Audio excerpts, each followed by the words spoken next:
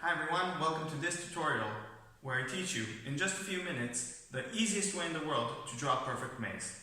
The first and only thing we actually need to realize is what's called the band principle. Draw two lines. There has to be a third line going in between them. As long as the first two lines do not touch or overlap, there will be one unique line going in between them. Doesn't matter if the lines are straight or crooked or turning like this, there still will be, bam, one unique line in between them.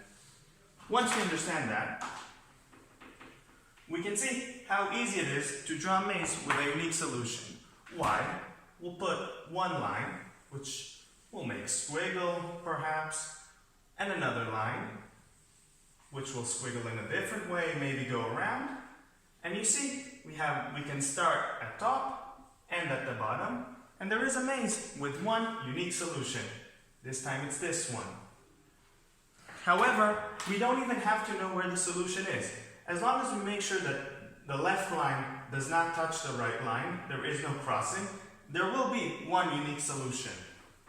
Okay, great, so we know the BAM principle, but how do we make even more complicated mazes out of it?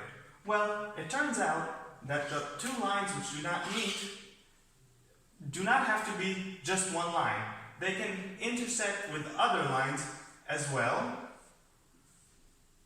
And as long as those two constructions of lines do not meet, as long as there's still space in between them, bam, we know we're going to have one unique solution that goes throughout this maze. So what we're going to do is we're going to define a left line, a right line, and this will be the border of our maze. And as long as all the lines coming out of the right line do not intersect or touch the left line, there will be one unique solution.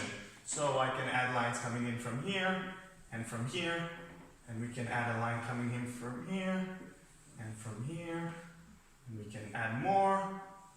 As long as I gotta make sure every line that came from the left side will never touch a line that came from the right side.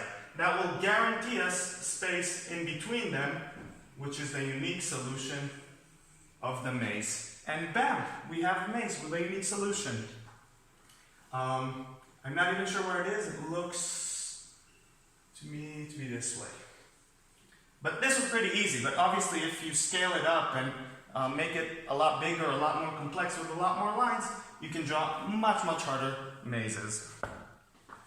One simple way to add creativity to your maze is to decide where the start will be and where the finish will be, let's say here.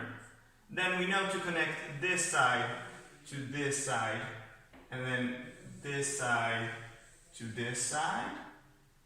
And bam, we have here two lines with space between them. And as long as all the lines coming in from this one do not intersect with this one, we will have a unique solution. So this maze I will fill up in a different style with some spirals here. Notice I'm coming from this side, so I know I can come here, but not intersect, do not touch anything. Do not intersect, no intersection.